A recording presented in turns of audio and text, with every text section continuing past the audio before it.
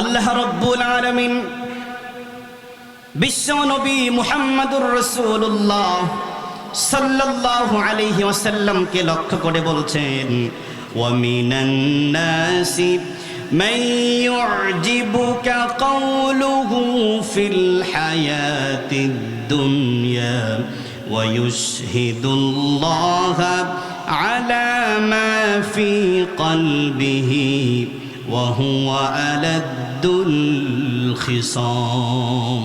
জোরে বলুন আল্লাহু আকবার। আল্লাহ রাব্বুল আলামিন বলছেন, ওয়া মিনান নাসি মান ইউজিবুকা কাওলুহু ফিল হায়াতিদ দুনিয়া। আল্লাহ রাব্বুল আলামিন বিশ্ব নবী মুহাম্মদুর রাসূলুল্লাহ সাল্লাল্লাহু আলাইহি সাল্লামকে লক্ষ্য করে বলছেন, ও নবী, মানুষের ভিতরে এমন কিছু মানুষ আছে যাদের পার্থিব জীবনের কথাবার্তা তোমাকে মুগ্ধ করবে। তাদের কথাবার্তা শুনে তুমি মুগ্ধ হয়ে যাবা। তারা এমন করে বানিয়ে সুন্দর করে কথা বলবে যে তুমি মুগ্ধ হয়ে যাবা। ওয়ায়ুশহিদুল্লাহ আলা মা ফি কলবিহি, এমনকি তারা তাদের কলবের কথার ব্যাপারে আল্লাহকে সাক্ষী রাখে। অর্থাৎ দেখবেন আমাদের সমাজের ভিতরে এমন অনেক মানুষ আছে যে মানুষগুলা কথা বলার সময় বলে, ভাই বিশ্বাস কর আল্লাহর কসম সত্য কথা বলতেছি। আছে না নাই? আছে না? আছে না? আল্লাহর কসম করে তারা মিথ্যা কথা বলে। তার মানে হলো যারা মুখে একটা কথা বলে অন্তরে আরেকটা থাকে, এরকম ভাব যাদের ভিতরে থাকবে এরা হচ্ছে মুনাফিক। কথা বলেন ঠিক কিনা? আর জোরে বলেন ঠিক কিনা? আল্লাহ রাব্বুল আলামিন মুনাফিকের ব্যাপারে সূরাতুল বাকারার 14 নম্বর আয়াতে বলেন, ওয়া ইযা লাকুল লাযীনা আমানু ক্বালু আমান্না।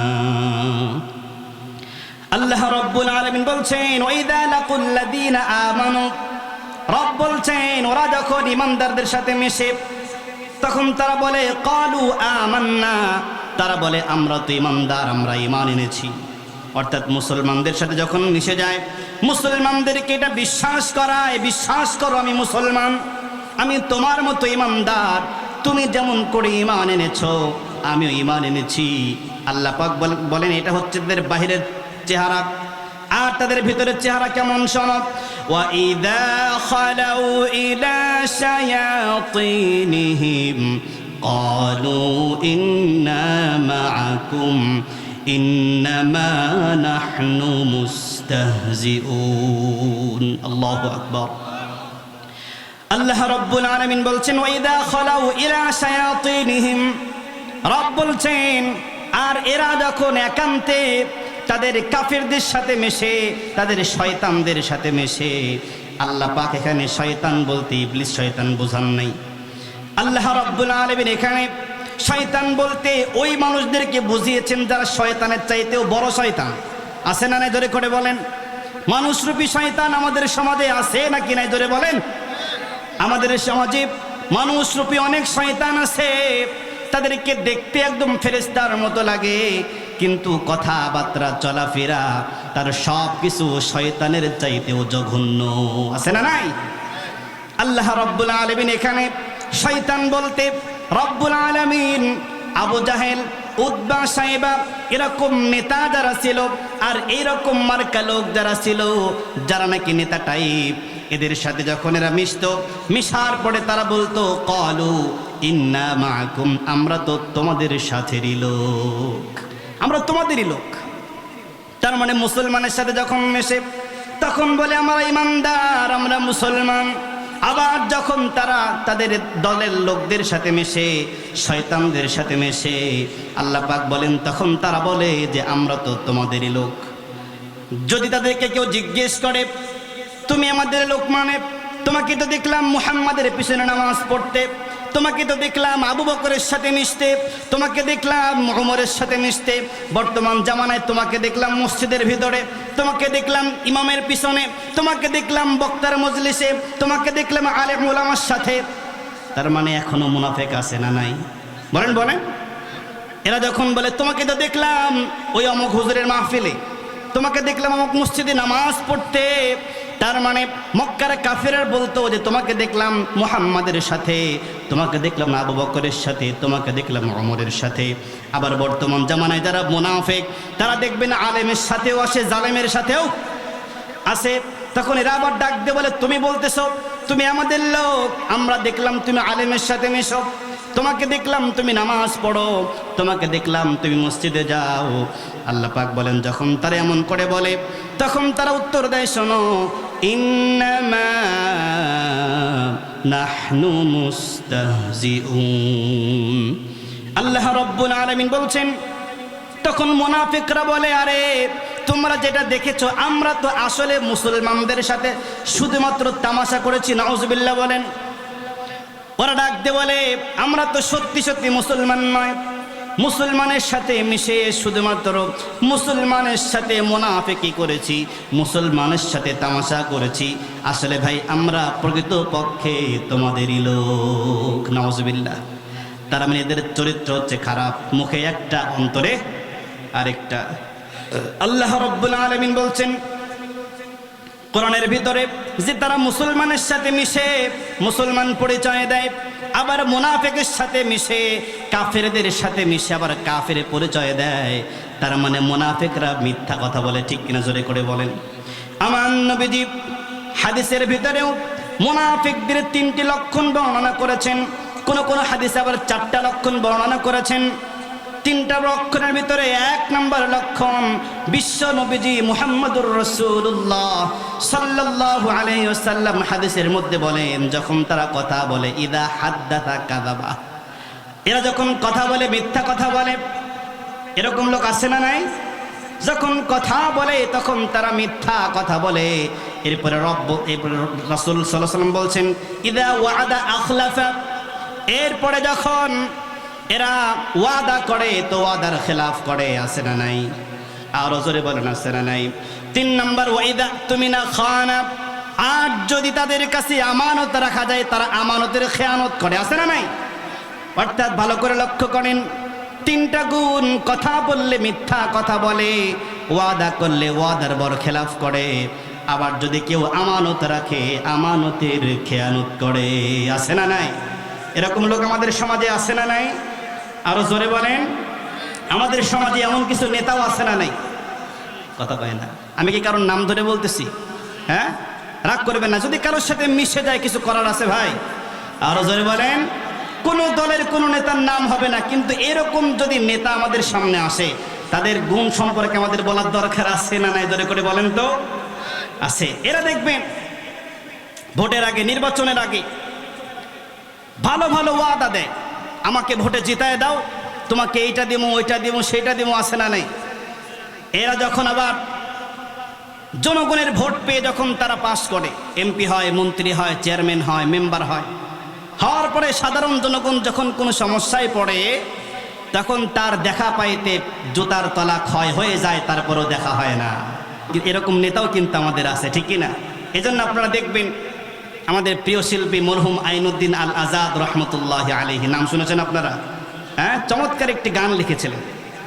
তিনি লিখেছেন বড় গলায় কয় কথা রাতারাতি হয় নেতা, বড় গলায় কয় কথা রাতারাতি হয় নেতা, আকাম কুকাম সব করিয়া গড়ে নেতা আস্তানা, আসলে সব পেট পূজায় আর ভোটটা নেই আর বাহানা, ঠিক না? আসলে সব পেট পূজায় আর ভোটটা নেই আর বাহানা, বড় গলায় কয় কথা রাতারাতি হয় নেতা, বড় গলায় কয় কথা রাতারাতি হয় নেতা, আকাম কুকাম সব করিয়া গড়ে নেতা আস্তানা, আসলে সব পেট পূজায় আর ভোটটা নেই আর বাহানা, আসলে সব পেট পূজায় আর ভোটটা নেই আর বাহানা। নেতাই দেখো ভোটের আগে রাস্তায় রাস্তায় ঘুরিয়া, যাকে পাইসে দেয় রে সালাম হাত দুখানি তুলিয়া, আছে না নাই? আর জোরে বলেন আছে না নাই? নেতাই দেখো ভোটের আগে রাস্তায় রাস্তায় ঘুরিয়া, যাকে পাইছে দেয় রে সালাম হাত দুখানি তুলিয়া। এইডা করুম সেইডা করুম, এইডা করুম সেইডা করুম, দেয় যে কত সান্ত্বনা। আসলে সব পেট পূজায় আর ভোটটা নেই আর বাহানা। আসলে সব পেট পূজায় আর ভোটটা নেই আর বাহানা। বড় গলায় কয় কথা রাতারাতি হয় নেতা, বড় গলায় কয় কথা রাতারাতি হয় নেতা। আকাম কুকাম সব করিয়া গড়ে নেতা আস্তানা। আসলে সব পেট পূজায় আর ভোটটা নেই আর বাহানা। আসলে সব পেট পূজায় আর ভোটটা নেই আর বাহানা। এই জনতার ভোট পাইয়া নেতার যখন আসে যায়, তখন নেতার পাইতে দেখা জুতার তলা হয় রে ক্ষয়। ঠিক কিনা বলেন? জুতার তলা ক্ষয় হয়ে যায়, তারপরও তার দেখা মেলে না। আছে না নাই? আরো জোরে বলেন। এই জনতার ভোট পাইয়া নেতার যখন আসে যায়, তখন নেতার পাইতে দেখা জুতার তলা হয় রে ক্ষয়। সিগনেচারের জন্য লাগে, সিগনেচারের জন্য লাগে লাখো টাকা নজরানা। আসলে সব পেট পূজায় আর ভোটটা নেই আর বাহানা। আসলে সব পেট পূজায় আর ভোটটা নেই আর বাহানা। বড় গলায় কয় কথা রাতারাতি হয় নেতা, বড় গলায় কয় আকাম কুকাম সব করিয়া গড়ে নেতা আস্তানা। আসলে সব পেট পূজায় আর ভোটটা নেই আর বাহানা। আসলে সব পেট পূজায় আর ভোটটা নেই আর বাহানা। ঠিক কিনা জোরে করে বলে? তো শুধুমাত্র নেতাই না, আমাদের মধ্যে সমস্যা আছে। আমাদের মধ্যে সমস্যা আছে না নাই? এরকম বহু মানুষ আছে, কথা বললে মিথ্যা কথা বলে, কথায় কথায় মিথ্যা কথা বলে। আছে না নাই? কাউকে ওয়াদা দিলে ওয়াদার বড় খেলাফ করে, কেউ তার কাছে আমানত রাখলে খেয়ানত করে। অভ্যাসটা শুধু নেতাদের নয়, আমাদের সাধারণ মানুষের মধ্যেও আছে। ঠিক কিনা জোরে করে বলে? মুনাফিকদের আরেকটা সমস্যা হলো, এরা যখন কারোর সাথে কথাই পারে না, এরা অকথ্য ভাষায় গালাগালি করে। এটাও একটা মুনাফিকদের লক্ষণ। ঠিক না জোরে করে বলেন? যখন হক কথায় যখন পারে না, তখন তারা অকথ্য ভাষায় গালাগালি শুরু করে দেয়। 4 নাম্বার, এটাও একটা লক্ষণ। এজন্য মুনাফিকের লক্ষণ মূলত 3টা। কয়টা জোরে করে বলে? 3টা। 1 নাম্বার, এরা যখন কথা বলে তখন মিথ্যা বলে, ওয়াদা করলে বড় খেলাফ করে। কেউ তার কাছে আমানত রাখলে কি করে ভাই? আমানতের খেয়ানত করে। এই 3টা লক্ষণ যদি আপনার ভিতরে থেকে থাকে, তাহলে বুঝবেন আপনার ভিতরে মুনাফিকের লক্ষণ চলে এসেছে। ঠিক কিনা জোরে করে বলেন? এজন্য মুনাফিকি করা যাবে না। যুগে যুগে একদম বিশ্বনবীর সময় মুনাফিক ছিল, বর্তমানেও মুনাফিক আছে। এই মুনাফিকগুলা এরা কি করে? এরা ইসলামের সাথে কিছুক্ষণ মেশে, এরপরে আবার জালেমের সাথে কিছুক্ষণ মেশে, মিশার পরে এই দিক থেকেও খায়, ওই দিক থেকেও খায়। এরপরে শান্তিযুক্ত জায়গায় এরা অশান্তি সৃষ্টি করে। কথা বলেন ঠিক কিনা? ওদের কাজই হচ্ছে অশান্তি সৃষ্টি করা। এজন্য মুনাফিকের লক্ষণ বাদ দিতে হবে। ঠিক কিনা জোরে করে বলে? মুনাফিকের লক্ষণ থেকে আমাদের ফিরে আসতে হবে। কারণ মুনাফিক যদি থাকে, তাহলে আপনার স্থান হবে জাহান্নামের সর্বনিম্ন স্তরে। কথা বলেন ঠিক কিনা? অত্যন্ত জঘন্যতম একটি কাজ মুনাফিকি করা। যারা নাকি মুনাফিক হবে, আল্লাহ রাব্বুল আলামিন কিয়ামতের ময়দানে এদেরকে জাহান্নামের সর্বনিম্ন স্তরে জায়গা করে দিবেন। আল্লাহ রাব্বুল আলামিন সূরাতুল মুনাফিকুনের ভিতরে বলেন, ইন্নাল মুনাফিকিনা ফিদ দারকিল আসফালি মিনান নার। আল্লাহু আকবার। আল্লাহ রাব্বুল আলামিন বলছেন, ইন্নাল মুনাফিকিনা ফিদ দারকিল আসফালি মিনান নার। রব বলছেন, নিশ্চয়ই মুনাফিকেরা জাহান্নামের সর্বনিম্ন স্তরে থাকবে। তার মানে মুনাফিক এরা বড় ভয়ঙ্কর জিনিস। কারণ যারা কাফের, এই কাফেরগুলা তারা যে ইসলামের ক্ষতি করবে, এতে কোনো সন্দেহ নাই। সন্দেহ আছে নাকি? কোনো সন্দেহ নাই।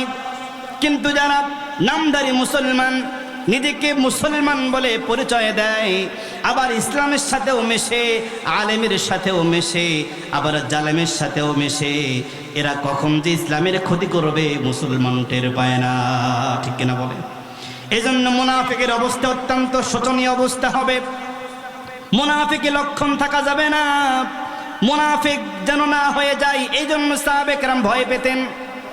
মাঝে মাঝে সাহাবে কেরাম রিজওয়ানুল্লাহ তাআলা আনহুম আজমাইন বিশ্ব নবীর কাছে এসে বলতেন, ইয়া রাসূলুল্লাহ, ইয়া হাবিবাল্লাহ, আমার মনে হয় যেন আমি মুনাফিক হয়ে গেছি। ডাক দে বলে, সাহাবী তোমার এমন কেন মনে হয়?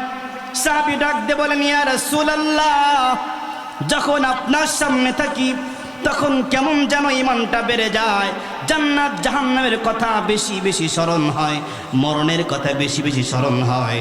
কিন্তু আবার যখন আপনাকে ছেড়ে পরিবারের সাথে যখন মিশে যায়, স্ত্রীর কাছে যখন যাই, সন্তানের কাছে যখন যাই, তখন কেমন যেন মনে হয় ঈমানটা আমাদের দুর্বল হয়ে যায়।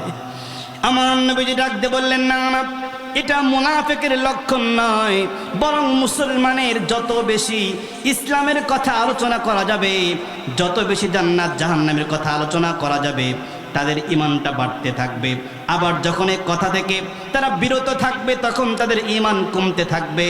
তার মানে হলো মুসলমানের ঈমান কখনো বাড়ে, আবার কখনো কমে যায়, ঠিক কিনা? এটা মুনাফিকের লক্ষণ না। সাহাবে কেরাম ভয় পেতেন। অথচ ওই সাহাবী, যে সাহাবীগুলার নাম বলার পরে বলতে হয় রাদিয়াল্লাহু তাআলা আনহু, আল্লাহ তাদের প্রতি খুশি, তারাও আল্লাহর প্রতি খুশি, তারাই যদি মুনাফিকি হওয়া থেকে ভয় করেন, তাহলে আমি আপনি সারাদিন এমনভাবে চলাফেরা করি, সারাদিন গুনাহ করার পরেও, সারাদিন আল্লাহ তাআলার নাফরমানি করার পরেও আমাদের চলাফেরা এমন যেন মনে হয় আল্লাহ পাক গোপনে তাকে জান্নাত দিয়ে দিয়েছে, ঠিক না? এমন ভাবনা আমাদের মনে হয় যেন জান্নাত পেয়ে গেছি, মরবো আর জান্নাতে চলে যাবে, এই হচ্ছে আমাদের ভাব। অথচ যে সাহাবী সম্পর্কে আমার নবীজি বলেছেন, আমার পরে কোনো নবী আসবে না, যদি আমার পরে কোনো নবী আসতো তাহলে আল্লাহ রাব্বুল আলামিন হযরতে উমরকে নবী বানায়া দিতেন। আল্লাহু আকবার। সেই উমরের অবস্থা হলো এমন, আমার নবীজি পৃথিবী থেকে চলে গেলেন, যাওয়ার আগে হযরতে হুযায়ফা রাদিয়াল্লাহু তাআলা আনহুকে তিনি মুনাফিকের একটা লিস্ট ধরিয়ে দিয়ে গেলেন। হযরতে ওমর ফারুক রাদিয়াল্লাহু তাআলা আনহু একদিন হযরতে হুযায়ফা রাদিয়াল্লাহু তাআলা আনহুর কাছে গেলেন। যাওয়ার পরে ডাক দিয়ে বলতেছেন, ও হুযায়ফা, আমি জানি তোমার কাছে বিশ্ব নবীজি মুনাফিকের একটা বড় লিস্ট দিয়ে গিয়েছেন, আমাকে বলো তো ওই মুনাফিকের লিস্টের ভিতরে আমি ওমরের নাম আছে নাকি? আল্লাহু আকবার ধরে করে বল। মুনাফিকের ভয় পাচ্ছেন। অর্ধ জাহানের খলিফা, যাকে বিশ্ব নবীজি পৃথিবীতে জান্নাতের সার্টিফিকেট দিয়েছেন, জান্নাতের সার্টিফিকেট প্রাপ্ত একজন সাহাবী ভয় করতেছেন যে আমার নামটা মুনাফিকের লিস্টে আছে নাকি। অথচ আমাদের অবস্থা এমন যেন আমরা পৃথিবীতে সারা জীবন থাকবো, আল্লাহর সামনে কখনোই আমাদের যাওয়া লাগবে না। আমাদের ভাবসাবগুলো হলো এমন। অথচ হযরতে উমর ভয় পাচ্ছেন যে আমার নামটা মুনাফিকের লিস্টে চলে গেল কিনা। হযরতে আবু হুযায়ফা রাদিয়াল্লাহু তাআলা আনহু ডাক দিয়ে বলতেছেন, ভাই উমর, ও আমিরুল মুমিনিন, আমি আপনাকে বলতে পারবো না, কারণ আমার নবীজি যখন আমাকে মুনাফিকের লিস্টটা দিয়েছেন, তখন বিশ্ব নবীজি আমাকে বলেছেন, খবরদার এই লিস্টটা কাউকে দেখাবা না। ও আমিরুল মুমিনিন, বিশ্ব নবীজি যেহেতু আমাকে আমানত দিয়ে গিয়েছেন, এই আমানতের খেয়ানত আমি করতে পারবো না, অতএব আমি আপনাকে বলতেই পারবো না এই মুনাফিকের লিস্টে আপনার নাম আছে কি নাই। হযরতে হুযায়ফা রাদিয়াল্লাহু তাআলা আনহু কথাটা বলার পরে হযরতে ওমরের মুখটা একদম ছোট হয়ে গেল। তিনি চিন্তায় চিন্তিত হয়ে গেলেন। ওখান থেকে বাড়িতে ফিরে আসলেন। তার খাওয়া দাওয়া যেন বন্ধ হয়ে গেল, ঘুম বন্ধ হয়ে গেল, যেন তার মনের শান্তি উড়ে গেছে, তার মনের ভিতরে কোনো শান্তি নাই। তিনি একদম অশান্তির ভিতরে দিনগুলো কাটাচ্ছিলেন আর ভাবতেছিলেন, যদি আমার নাম না থাকতো তাহলে হুযায়ফা আমাকে বলেই দিত যে না, আপনার নামটা মুনাফিকের লিস্টে নাই, কিন্তু কেন বললো বলা যাবে না, তার মানে কি আমি ওমরের নামটা মুনাফিকের লিস্টে আছে নাকি? ভয় পাচ্ছিলেন তিনি। কোন একদিন রাত্রে গুড়ি গুড়ি বৃষ্টি পড়তেছে, অন্ধকার রাত।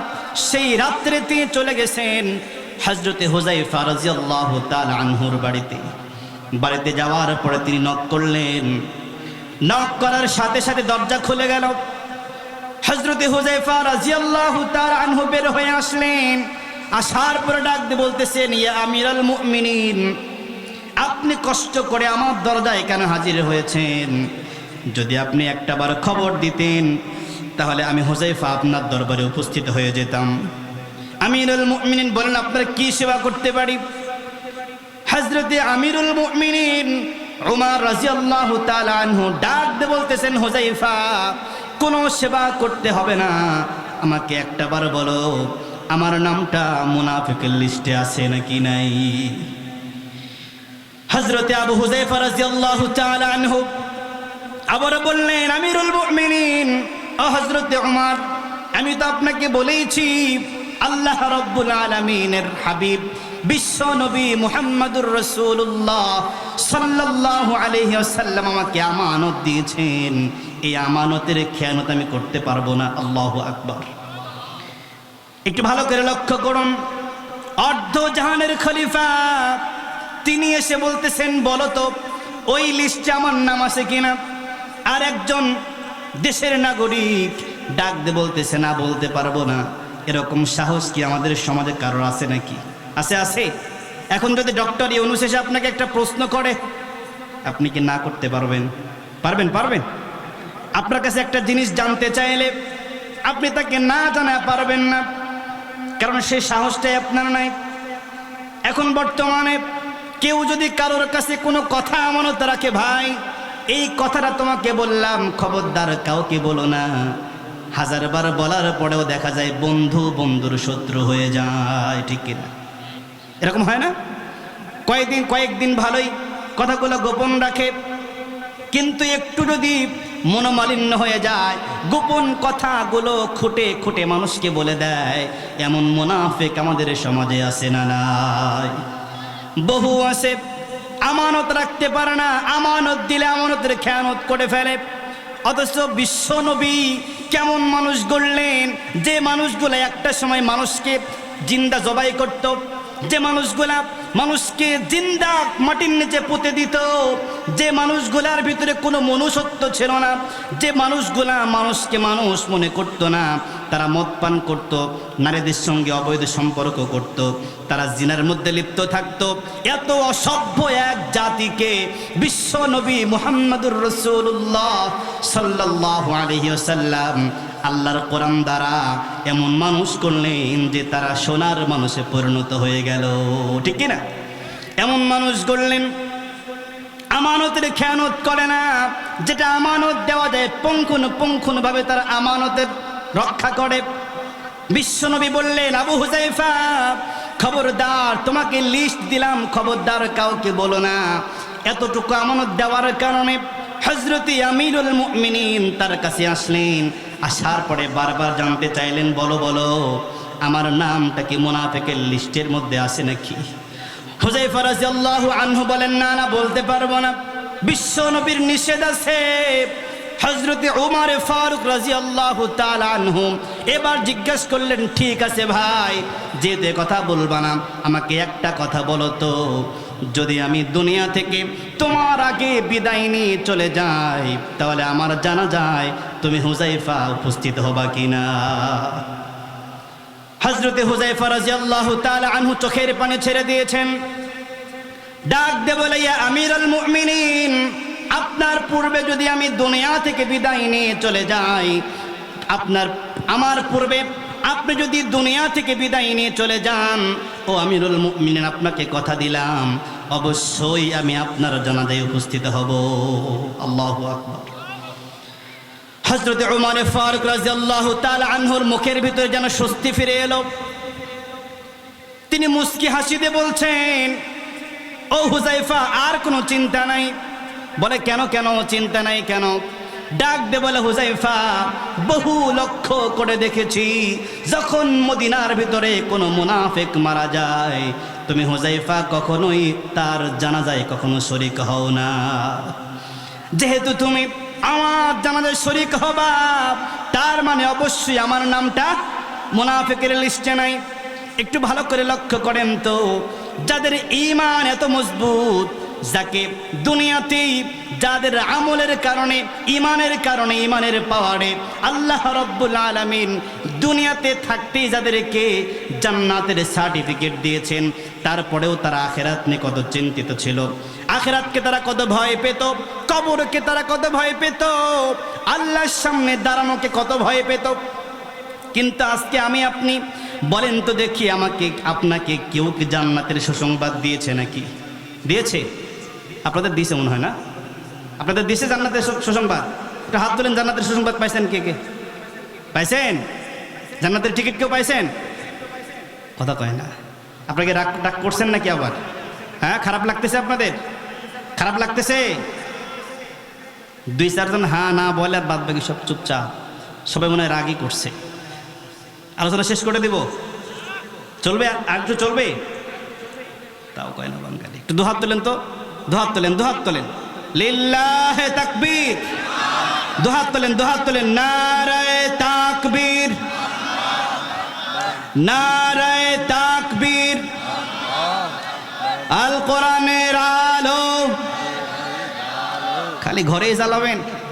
খালি কি ঘরেই জ্বালাবেন? বলেন সংসদে জ্বালো আল কোরআনের আলো, কোরআন সুন্নাহর আলো। কোরআন হাদিস যেখানে, আলেম ওলামা যেখানে, দুর্নীতি যেখানে, মারহাবা, নারে তাকবীর। আপনারা খুব সচেতন মানুষ, মাশাআল্লাহ। তাহলে বোঝা গেল এখনো এনার্জি শেষ হয় না, কিছুটা আছে নাকি? তাহলে আর কিছুক্ষণ চলবে নাকি? ইনশাআল্লাহ চলুক নাকি? তাহলে দেখেন, সাহাবায়ে কেরাম রিজওয়ানুল্লাহু তাআলা আনহুম আজমাইন, তারা ভয় পেতেন যে আমি যেন মুনাফিক না হয়ে যাই। কিন্তু আজকে আমাদের চলাফেরার অবস্থা হলো এমন যেন আমরা জান্নাতের সার্টিফিকেট পেয়ে গেছি। এখন তো অনেকেই আসি 5 ওয়াক্ত নামাজ পড়তেছি, ইমানের সাথে চলাফেরা করতেছি। এমনও তো হতে পারে, আল্লাহ না করুন, অনেকেই নামাজ পড়তে পড়তে আজকে নাস্তিক হয়ে গেছে। আছে না? আপনার মুফতি মাসুদের নাম শোনেন নাই? নাস্তিক নাম শোনেন নাই? মুফতি ইমরান নামের আগে কিন্তু মুফতি, বিশাল বড় টাইটেল। মুফতি মাসুদ, মুফতি ইমরান, এরপরে এরকম জাতীয় যারা বিশাল বিশাল মুফতি, একসময় তারা বিশাল বিশাল মসজিদে নামাজ পড়াতো, তারা এখন নাস্তিক হয়ে গেছে, আল্লাহকে চেনে নাই, ইমান থেকে আল্লাহ পাক সরায় নিয়েছে, সে ইমান থেকে বেঈমান হয়ে গেছে। এমন অবস্থা আমার আপনারও হতে পারে না, আল্লাহ না করুন, বলেন আমিন। আরো জোরে বলেন আমিন। ইমানের পথে অবিচল থাকা লাগবে, ঠিক কিনা বলেন? ইমানের পথে অবিচল থেকে আমার মরণ যেন হয়, বলেন আমিন। ইমানের পথে অবিচল থেকে আমার মরণ যেন হয়, তোমারই কাছে মিনতি আমার, তোমারই কাছে মিনতি আমার, মহামহিম দয়াময়। ইমানের পথে অবিচল থেকে আমার মরণ যেন হয়, প্রতিদিন মিথ্যের মুখোমুখি হই, বেদিন ফাঁসে কেরা করে হইচই, আজাজিলে সে গুমরাহি সুর গান গড়ে তোলে মোহময়। ইমানের পথে অবিচল থেকে আমার মরণ যেন হয়, তোমারই কাছে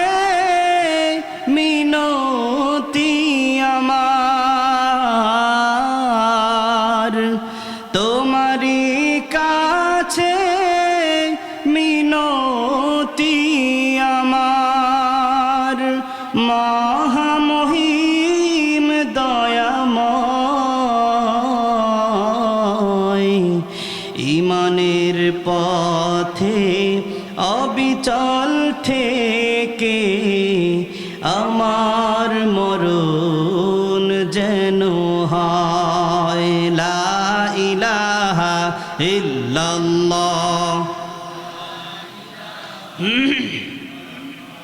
জোরে লা ইলাহা।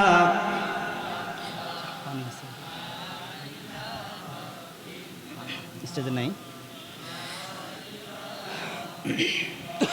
জোরে লা ইলাহা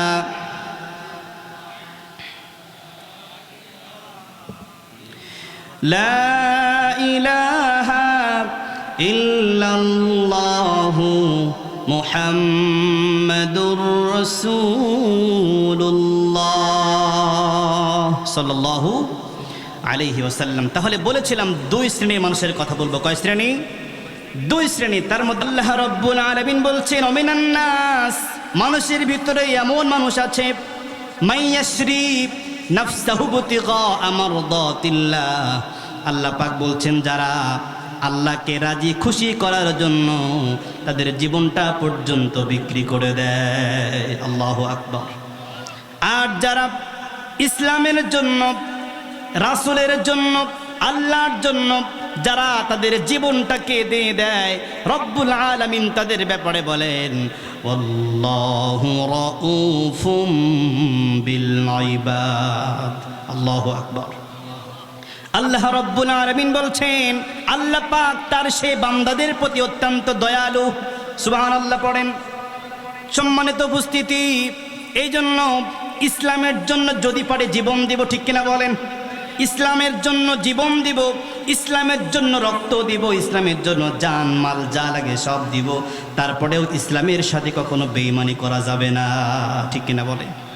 আমার ভাইরা, আজকে তো আমরা হচ্ছে এমন টাকার কাছে বিক্রি হয়ে যায়, ইমান বিক্রি করে দেয়, ঠিক কিনা? কিন্তু সাহাবে কেরাম টাকা দিয়ে ইমান কিনেছেন। আল্লাহু আকবার। তারা টাকা দিয়েছেন, পয়সা দিয়েছেন, জীবনটা পর্যন্ত দিয়ে দিয়েছেন, তারপরেও তারা ইমান দেন নাই।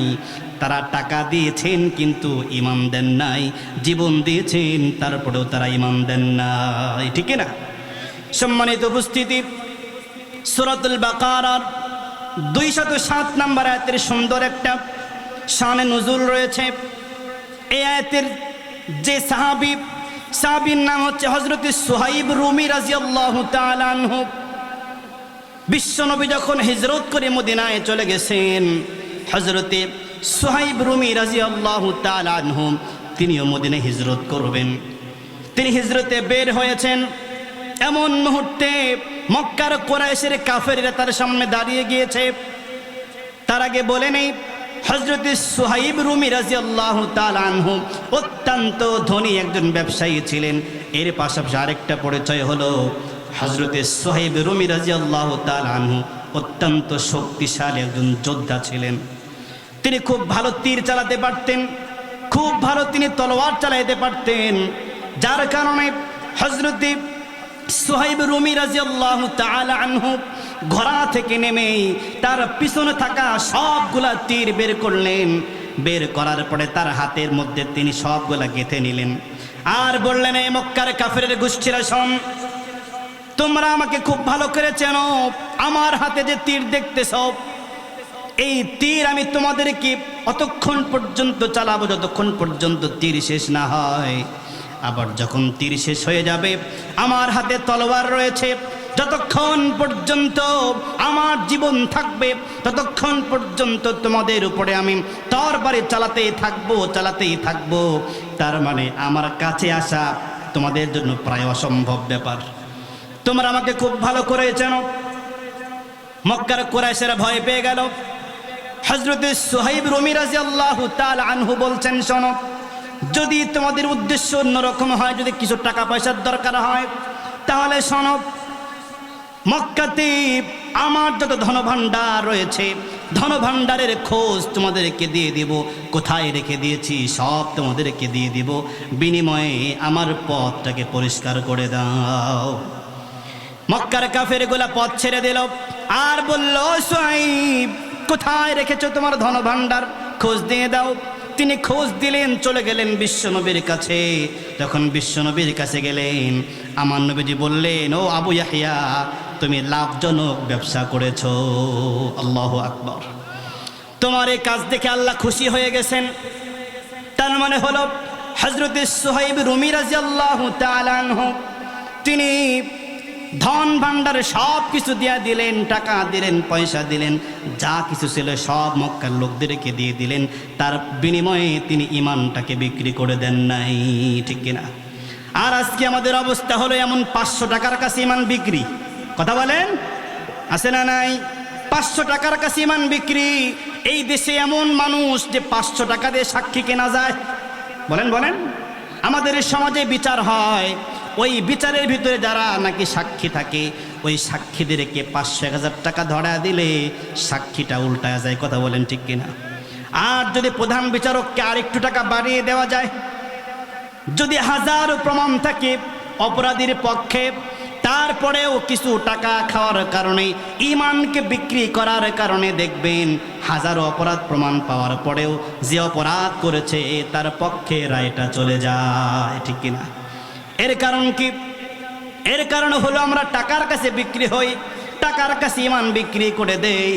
এখন দেখেন, সামনে ভোট আসতেছে, নির্বাচন আসতেছে, দেখবেন আপনি যাকে ভোট দিতে চাবেন না, কিন্তু তারপরেও যখন আপনার হাতে 500 টাকা, 1000 টাকা ধরায় দিবে, তখন আপনি জানেন যে যাকে ভোট দিব গাঁজাখোর, এ হচ্ছে মদখোর, এ হচ্ছে নারীবাজি করে, এ হচ্ছে আমাদের সমাজের ক্ষতি করে, একে ভোট দিলে সমাজের ক্ষতি হবে, একে ভোট দিলে দেশের ক্ষতি হবে, একে ভোট দিলে আমাদের গ্রামের ক্ষতি হবে, একে ভোট দিলে ইউনিয়নের ক্ষতি হবে। সব কিছু জানার পরেও যখন হাতে 500 টাকা পেয়ে যায়, তখন 500 টাকার কাছে ইমান বিক্রি করে জেনে শুনে ওই ভণ্ডকে সে ভোটটা দিয়ে দেয়। কথা বলেন, ঠিক কিনা? সে কে আমি জানি না, সে যে কেউ হতে পারে, সে যে কেউ হতে পারে। আপনি বলতে পারেন যে হুজুর আপনি আবার নির্বাচন নিয়ে কথা বলেন কেন? আরে ভাই, আমি তো কোনো দলের নাম বলি নাই। এখন এমন যদি কেউ থাকে, তার সাথে যদি মিশে যায়, তাহলে কি আমার কোনো অপরাধ আছে, কোনো দোষ আছে? বলে মাসির উপর কে রে, বলে কলা খাই নাই আমি। ব্যাপারটা এমন হয়ে গেল না? কথা বলেন, ব্যাপারটা কিন্তু এমন হয়ে যাবে। তো এরকম বহু মানুষ আছে 500 টাকার কাছে তার ইমানকে বিক্রি করে দিচ্ছে, 1000 টাকার কাছে ইমান বিক্রি করে দিচ্ছে।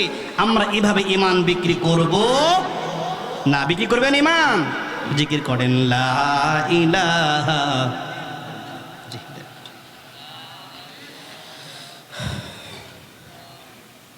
জোড়ে লা ইলাহা। তারা ইমানকে রক্ষা করতে গিয়ে তারা জীবন দিয়েছেন, রক্ত দিয়েছেন, টাকা দিয়েছেন, পয়সা দিয়েছেন, বাবা হারা হয়েছেন, মা হারা হয়েছেন, সন্তান হারা হয়েছেন, বিবি হারা হয়েছেন, তারপরেও তারা ইমানকে বিক্রি করেন নাই। কিন্তু আজকে আমরা 500 টাকার কাছে ইমানকে বিক্রি করে দিচ্ছি। কিন্তু এখন আসেন, এই যে সাহাবায়ে কেরাম, তারা ইমানের জন্য জীবন দিচ্ছেন, টাকা দিচ্ছেন, পয়সা দিচ্ছেন, বিবি ছাড়তেছেন, এই আপনার ঘর বাড়ি জায়গা জমি যা আছে সব ছাড়তেছেন, বিনা লাভে নাকি লাভ আছে? কথা বলেন। ওনারা আখিরাতটাকে খুব ভালোভাবে বুঝছিলেন, আখিরাতের জ্ঞান তাদের খুব ভালো ছিল, জান্নাতের প্রত্যাশা অনেক বেশি ছিল, যার কারণে তারা নিজের জীবনটাকে ইসলামের জন্য বিলিয়ে দিতে এক মুহূর্ত দ্বিধাবোধ করেন নাই। কথা বলেন, ঠিক কিনা? কারণ তারা জানতেন কুরআনুল কারীমের ভিতরে আল্লাহ রাব্বুল আলামিন যত কথা বলেছেন, কোনো কথা মিথ্যা নাই। কথা বলেন, ঠিক কিনা? কোরআনে যা আছে কোনো মিথ্যা আছে নাকি? কথা বলেন। কোরআনে কোনো মিথ্যা নাই, মিথ্যার অবকাশ নাই, সন্দেহের অবকাশ নাই। কারণ আল্লাহ রাব্বুল আলামিন কোরআনুল কারীম নাজিল করে প্রথমে জানিয়ে দিয়েছেন, যালিকাল কিতাবু লা রাইবা ফীহ। আল্লাহ রাব্বুল আলামিন বলেছেন, এটা এমন একটি কিতাব যে কিতাবের ভিতরে কোনো সন্দেহ নাই, এমনকি সন্দেহের কোনো অবকাশও নাই। এই জন্য সাহাবায়ে কেরাম কোরআনকে খুব বিশ্বাস করতেন, কোরআনের উপরে ঈমান এনেছিলেন, যার কারণে তারা কোরআনুল কারীমের সূরাত তাওবার ভিতরে 11 নম্বর আয়াতটা 111 নম্বর আয়াতটা তারা খুব সুন্দর করে জেনেছিলেন। আল্লাহ রাব্বুল আলামিন কোরআনুল কারীমে সারা দুনিয়ার সমস্ত মুমিনদেরকে জানিয়ে দিয়েছেন, ও বান্দারা শোনো, ইন্নাল্লাহা ইশতারা মিনাল মুমিনিনা আনফুসাহুম ওয়া আমওয়ালাহুম বিআন্না লাহুমুল জান্নাহ। জোরে বলুন আল্লাহু আকবার। আল্লাহ রাব্বুল আলামিন বলেন, ইন্নাল্লাহা ইশতারা মিনাল মুমিনিনা আনফুসাহুম ওয়া আমওয়ালাহুম। রব্বুল আলামিন বলেন, নিশ্চয় আল্লাহ রব্বুল আলামিন মুমিনদের কাছ থেকে তাদের জান এবং তাদের মালগুলো ক্রয় করে নিয়েছেন। কিসের বিনিময়?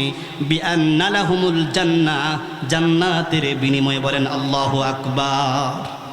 তার মানে হলো সাহাবে কেরাম খুব ভালোভাবে বুঝেছিলেন, আল্লাহ রব্বুল আলামিন বললেন জানের বিনিময়ে, মালের বিনিময়ে আল্লাহ রব্বুল আলামিন আমাদের জান কিনে নিয়েছেন, মাল কিনে নিয়েছেন জান্নাতের বিনিময়ে।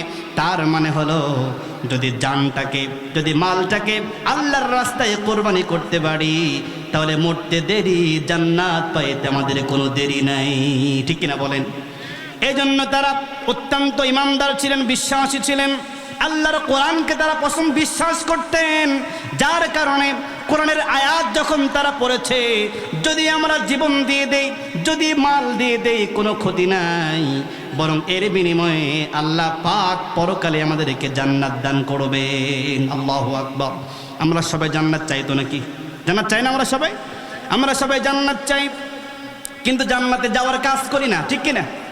আমরা সবাই শান্তি চাই, কিন্তু শান্তির কাজ করি না। যদি আমরা জান্নাত চাই, তাহলে আমাদের ঈমানটাকেও পাকাপোক্ত করা লাগবে কি লাগবে না? ঈমানটাকে পাকাপোক্ত করা লাগবে। যদি আমরা টাকা পয়সার কাছে নিজের জীবনটাকে বিক্রি করে দেই, যদি টাকার কাছে ঈমানকে বিক্রি করে দেই, টাকার কাছে আখিরাতকে বিক্রি করে দেই, তাহলে বলেন তো কাল কিয়ামতের ময়দানে জান্নাত পাওয়া যাবে নাকি? জান্নাত পাওয়া যাবে না। আজকে আমাদের সমাজে আমাদের অবস্থা হলে এমন, যার যত টাকা পয়সা বেশি, যার যত ক্ষমতা প্রতিপত্তি বেশি, দুনিয়াতে তার তত বেশি সম্মান, তার তত বেশি ইজ্জত। ঠিক কিনা বলেন? আমরা তাকে তত বেশি সফল মনে করি। যদি এই মুহূর্তে এখন যদি একজনকে দাঁড় করাই আর যদি বলি, বলেন তো ভাই, আপনাদের সমাজে এই মুহূর্তে সবচাইতে সফল ব্যক্তিকে, আপনার নজর কিন্তু কোনো ইমানদারের দিকে যাবে না, আপনার নজর যাবে তার দিকে যার আপনার সমাজে টাকা পয়সা বেশি আছে, যার 3-4টা সন্তান থাকে বিদেশে, যার বৌমা পর্যন্ত ওই ব্রাকে চাকরি করে, এরপরে আপনার অফিসে চাকরি করে। এরকমভাবে কিছু দেখবেন যে দুনিয়ার অনেক টাকা পয়সা আছে, গাড়ি বাড়ি আছে, তার অনেক চাকরি আছে, অনেক টাকা পয়সা আছে, সন্তানগুলো বিদেশ থাকে। আপনি বলবেন এই লোকটার চাইতে সুখী মানুষ, সফল মানুষ আমাদের সমাজে আর একটাও হতে পারে না। ঠিক কিনা? তার দিকে নজর যাবে না? কিন্তু আল্লাহ রব্বুল আলামিন বলছেন অন্য কথা। আল্লাহ রব্বুল আলামিন বলছেন, ও দুনিয়ার মানুষেরা শোনো, সফল ব্যক্তিকে আমার থেকে শুনে নাও। আল কোরআনুল কারীমের ভিতরে আল্লাহ রব্বুল আলামিন বলছেন, ফামান যুহজিহা আনিন নারি ওয়া উদখিলাল জান্নাতা। আর যে দুনিয়া আমরা করি, যে দুনিয়া টাকা পয়সা হলে, ক্ষমতা হলে, বাড়ি হলে, গাড়ি হলে আমরা এত আত্ম অহংকার করি, আমার চাইতে সুখী মানুষ আর দুনিয়ায় নাই। টাকা পয়সা কিছু হলে ওই এলাকার যে গরিব মানুষগুলো আছে তাকে মানুষই মনে করে না, এমন লোক আছে না? নাই? আছে না? টাকা পয়সা কিছু হয়েছে, বাড়ি গাড়ি হয়েছে, কয়েকদিন আগেও সে ছিল ফকির, আজকে কিছু টাকা হয়েছে, যার কারণে রাস্তা দিয়ে যখন যায় তার চাইতে নিচু লেভেলের মানুষগুলোর দিকে সে ভালো করে তাকায়ও না। ঠিক কিনা বলেন? তাদেরকে ঘৃণার চোখে দেখে। অথচ তার পূর্বে তার বাবা ছিল, তার বাবা অহংকার করত, টাকা ছিল, পয়সা ছিল, জমি জমা ছিল, কিন্তু সে বেচারা আজকে কবরে চলে গেছে। আমাকে বলেন তো, যখন সে কবরে গেল, এত টাকা, এত পয়সা, এত গাড়ি বাড়ি, যাবার সময় একটা টাকাও কি সাথে করে কবরে নিয়ে যেতে পেরেছে নাকি? পেরেছে? পারে নাই। তাহলে আমার বাবা পারে নাই, আমার দাদা পারে নাই, আমার 14 গোষ্ঠীর কেউ পারে নাই। এখন আমি টাকা পয়সা হয়েছে অহংকার করি, কিছুদিন পরে মালাকুল মউত যখন এসে আমার জানটা কবজ করে নিয়ে যাবে, তখন কি এই অহংকার আমার থাকবে নাকি চূর্ণ হয়ে যাবে? কি হবে? অহংকার চূর্ণ হয়ে যাবে, দম্ভ ভেঙে যাবে। এই জন্য আমার ভাইয়েরা, এই দুনিয়া নিয়ে রব্বুল আলামিন মানুষদেরকে বলছেন, ও দুনিয়ার মানুষেরা, এই দুনিয়া নিয়ে এত লাফালাফি করার কিছু নাই। শোনো, ওয়ামাল হায়াতুদ দুনিয়া ইল্লা মাতাউল গুরুর। আল্লাহু আকবার। আল্লাহ রাব্বুল আলামিন বলছেন, ও দুনিয়ার মানুষেরা, এই দুনিয়াটা খেলতামাশার বস্তু ছাড়া আর কিছু নয়। এই দুনিয়া আজকে আছে, কালকে থাকবে না। আমার আপনার জীবন যে কোনো মুহূর্তে ভেঙে যেতে পারে, তাসের ঘরের মতো যে কোনো মুহূর্তে ভেঙে টুকরা টুকরা হয়ে যেতে পারে। এজন্য জীবন নিয়ে এত অহংকার করার কিছু নাই, সম্পদ করার কিছু নাই। সম্পদের কারণে ঈমান বিক্রি করা যাবে না, সম্পদের কারণে ইসলামকে বিক্রি করা যাবে না, সম্পদের কারণে সম্পদের কাছে নিজেকে বিক্রি করে ইসলামকে অপমান করা যাবে না। কথা বলেন ঠিক কিনা? কারণ সাহাবায়ে কেরাম ঈমান আনতে গিয়া, ইসলামকে গ্রহণ করতে গিয়া বহু মার খেয়েছেন, গাড়ি হারিয়েছেন, বাড়ি হারিয়েছেন, এমনকি পরনের কাপড়টা পর্যন্ত তারা হারিয়েছেন। ঠিক কিনা বলেন? আমার ভাইয়েরা, বিশ্বনবীর একজন সাহাবী ছিল হযরতে আব্দুল্লাহ যুল বাজাদাইন রাদিয়াল্লাহু তাআলা আনহু। তিনি যখন যুবক ছিলেন, যুবক বয়সেই তিনি তার চাচাকে একদিন ডাক দিয়ে বলতেছেন, চাচা। তখন ইসলাম গ্রহণের পূর্বে তার নামটা ছিল হচ্ছে আব্দুল উজ্জা। এই আব্দুল উজ্জা একদিন তার চাচাকে ডাক দিয়ে বলছে, চাচা, মুহাম্মদ সাল্লাল্লাহু আলাইহি সাল্লাম তাকে কেমন লাগে তোমার? লোকটা কেমন? তার চাচা ডাক দিয়ে বলে, হ্যাঁ, লোকটা তো ভালো, সবসময় সত্য কথা বলে, আমানত রাখলে আমানতের খেয়ানত করে না, লোকটা তো ভালো। ডাক দিয়ে বলছে, চাচা, তিনি তো আসলে সাধারণ মানুষ নয়, তিনি হচ্ছেন আল্লাহর নবী। বলেন আল্লাহু আকবার। ডাক দিয়ে বলছে, চাচা, তিনি তো নবী, তার উপরে ঈমান আনবেন কিনা? তাকে নবী বলে স্বীকার করবেন কিনা? চাচা সাফ জানায় দিল, না রে ভাতিজা, আমি ইসলাম গ্রহণ করতে পারবো না, আমি তাকে নবী বলে স্বীকার করতে পারবো না। ভাতিজা ডাক দিয়ে বলে, চাচা, এতদিন আপনার অপেক্ষায় ছিলাম, আমি ভেবেছিলাম আপনি বিশ্ব নবী মুহাম্মাদুর রাসূলুল্লাহ সাল্লাল্লাহু আলাইহি ওয়াসাল্লামকে নবী হিসেবে স্বীকার করবেন, আপনি তার হাতে হাত রেখে মুসলমান হয়ে যাবেন। কিন্তু আপনি যেহেতু মুসলমান হলেন না, আমি আপনাকে সাক্ষী রেখে শুনে দিচ্ছি, আমি নবীর উপরে ঈমান আনলাম। আমি আপনাকে শুনিয়ে শুনিয়ে বলছি, আশহাদু আল্লা ইলাহা ইল্লাল্লাহু ওয়া আশহাদু আন্না মুহাম্মাদান আবদুহু ওয়া রাসূলুহু। যারা জানেন আমার সাথে পড়েন, আশহাদু আল্লা ইলাহা ইল্লাল্লাহু ওয়া আশহাদু আন্না মুহাম্মাদান আবদুহু ওয়া রাসূলুহু। চাচা ডাক দে বলছে, ভাতিজা, এর পরিণাম জানো? বলে, না, জানি না। ডাক দে বলে, ভাতিজা, যেহেতু মুহাম্মদকে নবী বলে স্বীকার করেছো, তোমার গাড়ি বাড়ি যা কিছু আছে, তোমাকে আজ পর্যন্ত যা কিছু দিয়েছি, উট ভেড়া বকরি যা দিয়েছি সব কিছু দিয়ে দেওয়া লাগবে। বলে, চাচা, দিয়ে দিলাম।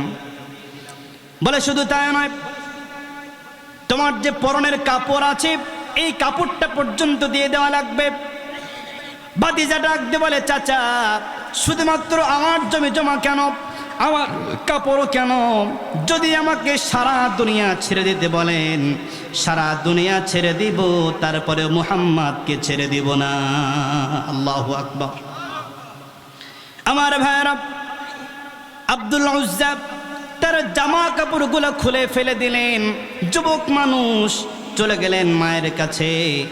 মা যুবক সন্তানকে উলঙ্গ দেখে সাথে সাথে চোখ দুটোকে ধরে ফেলেছেন। চোখ ধরার পরে ডাক দিয়ে বলতেছেন, বেটারে, তোমার অবস্থা এমন কেন? কি হয়েছে তোমার? ডাক দিয়ে বলে, মা, নবীর উপরে ঈমান আনার কারণে আমার অবস্থা হয়েছে। মা ডাক দিয়ে বলে, সন্তান, আমার কাছে কি চাও? ডাক দে বলে, মা রে, আমার তো তেমন চাওয়ার কিছু নাই, যা ছিল সব দিয়েছি, চাওয়ার কিচ্ছু নাই। তোমার কাছে যদি একটা কম্বল থাকে, আমার লজ্জাস্থান ঢাকার মতো যদি কোনো কাপড় থাকে দিয়ে দাও। মায়ের কাছে একটা পুরনো কম্বল ছিল, কম্বলটা তাকে দিয়ে দিলেন। কম্বলটা নিয়ে 2 টুকরা করলেন, 1 টুকরা দিয়ে লজ্জাস্থান ঢাকলেন, আর 1 টুকরা গায়ে দিয়ে কোনো মতো তিনি বিশ্বনবীর দরবারে চলে গেলেন। মসজিদে নববীর বারান্দায় বসে আছেন। আমার নবীজি যখন মসজিদে ঢুকছেন, ঢোকার সময় তিনি দেখতে পেলেন ওইখানে একটা যুবক, উস্কো খুস্কো চেহারা, চুলগুলা উস্কো খুস্কো, হাঁটুর উপরে কাপড়। নবীজি ডাক দিয়ে বলতেছেন, কে তুমি হে বালক? এ যুবক, কে তুমি? তোমার এই অবস্থা কেন? চুলের এই অবস্থা কেন? শরীরে এমন অবস্থা কেন? তোমার শরীরে ঠিক মতো কাপড় নাই, কারণটা কি হয়েছে রে যুবক?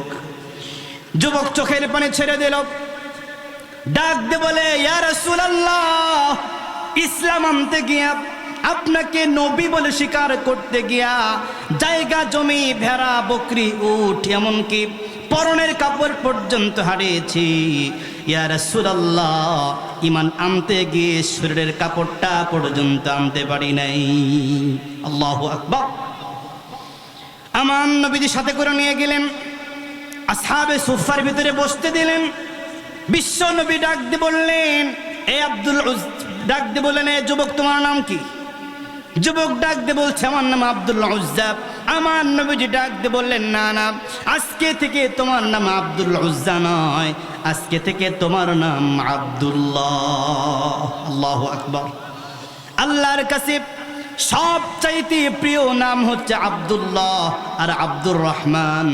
কত সুন্দর নাম। কিন্তু আজকে আমাদের সমাজে দেখা যায় এমন এমন কিছু নাম রাখে যে নামগুলা কোরআনেও নাই, হাদিসেও নাই, বাংলা অর্থ বহন করে না, অযথা কিছু নামগুলো রেখে দেয়। আছে না নাই? আছে না? আছে না? পাহাড় পর্বত, আকাশ বাতাস, ঝর্ণা, পানি বাতাস, কত কিছু রেখে দিচ্ছে না। এই যে আমি যেখানে থাকি দেখলাম একজনের নাম রাখছে সাদ্দাত। কি নাম রাখছে? সাদ্দাত কি ভালো মানুষ ছিল? কথা বলেন। আল্লাহর বিরুদ্ধে গিয়ে সে জান্নাত বানাইলো, জান্নাতে ঢুকতে পারছিল? ঢুকতে পারে না, আল্লাহর সাথে নাফরমানি করেছে, অথচ জানেও না, কখনো কোনো আলেমের সাথে পরামর্শ করে নাই, সন্তান হয়েছে, সাদ্দাত নাম রেখে দিয়েছে। এরকম না জেনে না শুনে অযথা উল্টাপাল্টা নাম রাখা যাবে না, ইসলামিক নামগুলো রাখতে হবে ইনশাআল্লাহ। তো বিশ্ব নবীজি তার নাম রাখলেন আব্দুল্লাহ। আর সাহাবে কিরামকে বললেন, আমার সাহাবেরা, তার ইমানটা বড় দামি ইমান, সে ইমান আনতে গিয়ে কিচ্ছু আনতে পারে নাই, তোমরা তাকে তোমাদের সাথে রাখবা, তাকে কোরআন শিক্ষা দিবে। আল্লাহু আকবার বলে তিনি কোরআন শিখলেন। কোরআন শিক্ষা করার পরে তিনি জোরে জোরে চিৎকার করে করে কোরআন তেলাওয়াত করেন। সাহাবে কেরাম চলে গেলেন বিশ্ব নবীর কাছে। নবীর কাছে যাওয়ার পরে বলতেছেন, ইয়া রাসূলুল্লাহ, ইয়া হাবিবাল্লাহ, আব্দুল্লাহ জোরে জোরে কোরআন তেলাওয়াত করে, আমাদের ঘুম ডিস্টার্ব হয়, ইয়া রাসূলুল্লাহ তাকে ধীরে ধীরে কোরআন তেলাওয়াত করতে বলেন। আমার নবী ডাক দিয়ে বললেন, না না, তাকে চিল্লাইতে দাও, জোরে জোরে কোরআন পড়তে দাও। আমার সাহাবী ঈমান আনতে গিয়া দুনিয়ার কোনো সম্পদ আনতে পারে নাই, তার ঈমানটা আল্লাহর কাছে বড় পছন্দনীয় হয়েছে, আল্লাহর কাছে বড় দামি হয়েছে। আমার আব্দুল্লাহকে তোমরা চিল্লায়া চিল্লায়া কোরআন পড়তে দাও। আল্লাহু আকবার। কিছুদিন পরে তাবুকের যুদ্ধের দামাও বেজে গেল। আমার নবীজি সাহাবে কিরামকে ডাক দিয়ে বলেন, আমার সাহাবীরা, যুদ্ধে যাওয়া লাগবে, তোমাদের যার যেমন সামর্থ্য আছে সামর্থ্য অনুযায়ী তোমরা এখানে দান সাদাকা করো। বিশ্বনবী রুমাল পেতে দিলেন, সাহাবে কিরাম একে একে দান করতে লাগলেন। দান করতে করতে সমস্ত সাহাবী দান করে ফেললেন। আমার নবীজি ডাক দিয়ে বলছেন, আমার আবু বকর কোথায়? আমার আবু বকর তো দান করলো না। কিছুক্ষণ পরে পিলারের আড়াল থেকে হযরত আবু বকর সিদ্দিক রাদিয়াল্লাহু তাআলা আনহু বের হয়ে আসলেন। হাতের ভিতরে ছোট্ট একটা পুটলি নবীর সামনে ঢাললেন। অল্প কিছু খাবার, অল্প কিছু দিনার ছাড়া আর কিছুই ছিল না। আমার নবীজি সমস্ত সাহাবীদেরকে ডাক দিয়ে বললেন, আমার সাহাবীরা, আজকে তোমরা যে যা দান করেছ আমার আবু বকরের দান আল্লাহর কাছে সবচাইতে পছন্দনীয় হয়েছে। আল্লাহু আকবার। সাহাবে কেরাম চিন্তা করলেন, কি ব্যাপার, আমরা এত এত দিলাম, আল্লাহর কাছে প্রিয় হলো না, কিন্তু এই আবু বকর অল্প একটু দান করলো, কিন্তু আল্লাহর কাছে এত বেশি প্রিয় হওয়ার কারণটা কি? আমার নবীজি একে একে সমস্ত সাহাবীদেরকে জিজ্ঞেস করতে শুরু করলেন, আমার সাহাবী তুমি কতটুকু দিয়েছো, তুমি কতটুকু দিয়েছো, কতটুকু রেখে এসেছো? সাহাবে কেরাম বলতে লাগলেন, কেউ বললেন, ইয়া রাসূলুল্লাহ, সম্পদ যা ছিল অর্ধেক রেখে এসেছি, অর্ধেক দান করেছি। কেউ বললেন 3 ভাগ রেখে এসেছি, 1 ভাগ দিয়েছি। কেউ বললেন 3 ভাগ দিয়েছি, 1 ভাগ রেখে এসেছি। সবাই কিছু না কিছু রেখে এসেছে।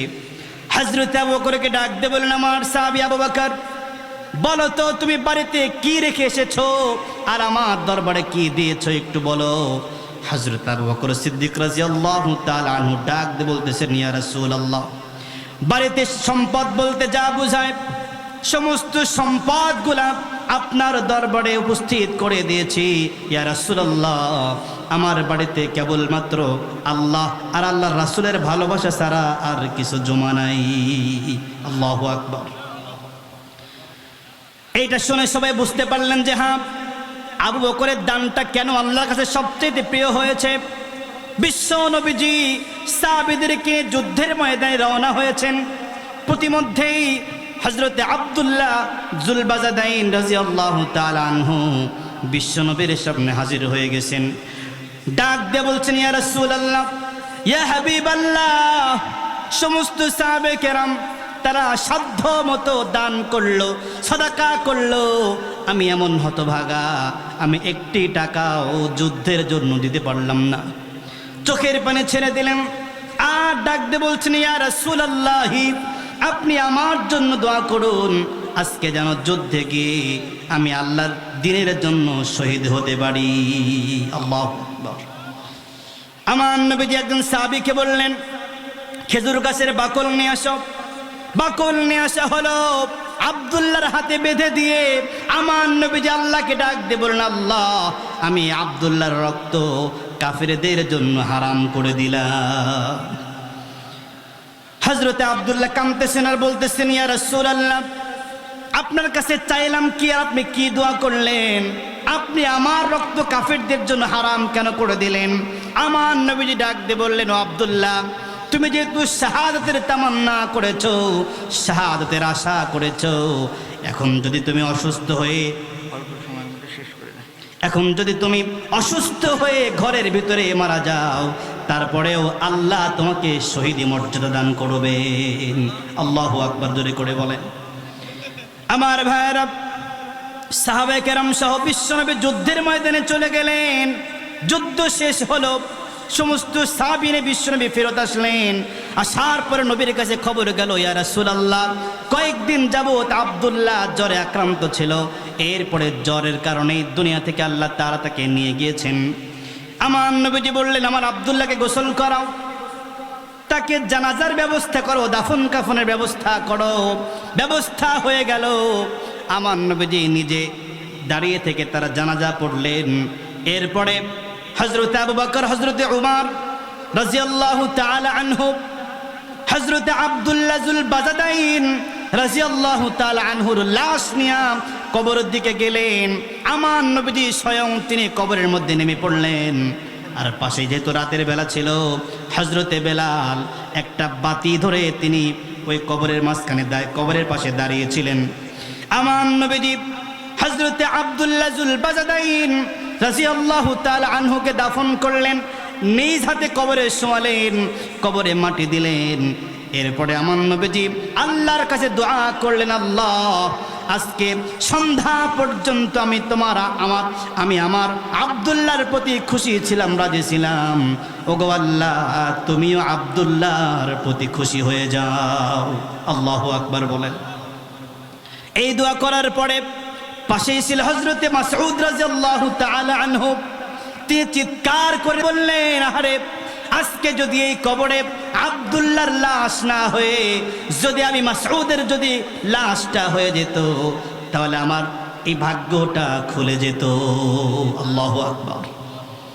তার মানে আমার ভাইয়েরা, এরকম ভাবে হযরতে আব্দুল্লাহ যুল বাজাদাইন রাদিয়াল্লাহু তাআলা আনহুর মতো অসংখ্য অসংখ্য সাহাবী ছিলেন যারা ইসলামকে গ্রহণ করতে গিয়ে যারা সম্পদ হারিয়েছেন, টাকা হারিয়েছেন, জায়গা জমি হারিয়েছেন, বিবি বাল বাচ্চা হারিয়েছেন, তারপরেও তারা ইসলাম থেকে বিন্দু পরিমাণ দূরে সরে যায় না। ঠিক না? জোরে করে বলে। এজন্য ইসলামকে রক্ষা করতে গিয়া, ইসলামকে টিকে রাখতে গিয়ে যদি ইসলামের জন্য জীবন দিতে হয়, মাল দিতে হয়, রক্ত দিতে হয়, কে কে রাজি আছেন? দুহাত তুলে আল্লাহকে দেখায় দেন। লিল্লাহে তাকবীর, নারায়ে তাকবীর, নারায়ে তাকবীর। আল কোরআনের আলো সংসদে জালো, কোরআন সুন্নাহর আলো, কোরআন সুন্নাহর আলো, কোরআন হাদিস যেখানে, আলেম উলামা যেখানে, নারে তাকবীর। তাহলে ইসলামের জন্য সাহাবে কেরাম যেমনভাবে জীবন দিয়েছেন, রক্ত দিয়েছেন, জায়গা জমি দিয়েছেন, বাড়ি দিয়েছেন, ঘর দিয়েছেন, তাদের মতো আমাদের ঈমান অবশ্যই আনা লাগবে। কথা বলেন ঠিক কিনা? যদি না আনেন তাহলে জান্নাত কিন্তু পাওয়া যাবে না। পাওয়া যাবে? জান্নাত পাওয়া যাবে না, কারণ ঈমানের পরীক্ষা দিয়ে তারপরেই আপনাকে জান্নাতে যাওয়া লাগবে। আপনি নিজেকে ঈমানদার দাবি করলেই জান্নাতে যাওয়া যাবে না। যাওয়া যাবে? আল্লাহ পাক বলেছেন, হাসিবান নাস আন ইউতরাকু আন ইয়াকুলু আমান্না ওয়া হুম লা ইফতানুন। আল্লাহ সুবহানাহু ওয়া তাআলা প্রশ্ন করছেন, মানুষ কি মনে করে যে তারা বলবে আমরা ঈমান এনেছি, এই ঈমান এনেছি বললেই তাদেরকে ক্ষমা করে দেওয়া হবে, জান্নাত দিয়ে দেওয়া হবে? ওহুম লা ইফতানুন, তাদের কোনো পরীক্ষা নেওয়া হবে না। জি, তার মানে পরীক্ষা নেবেন আল্লাহ তাআলা। আল্লাহ পাক নিজেও বলেছেন, ওয়ালাকাদ ফাতান্নাল্লাযীনা মিন ক্বাবলিহিম ফালা ইয়া'লামান্নাল্লাহুল্লাযীনা সাদাকু ওয়া লা ইয়া'লামান্নাল কাযিবিন। আল্লাহ পাক বলছেন, পূর্বেও তোমাদের পূর্বে যারা ছিল তাদের ঈমানের পরীক্ষা নেওয়া হয়েছে, বর্তমানে যারা আছে তাদেরকেও আল্লাহ পাক পরীক্ষা নিয়ে দেখতে চান যে ঈমানের দাবিতে কারা সত্যবাদী আর কারা মিথ্যাবাদী। ঠিক না? জোরে করে বলেন।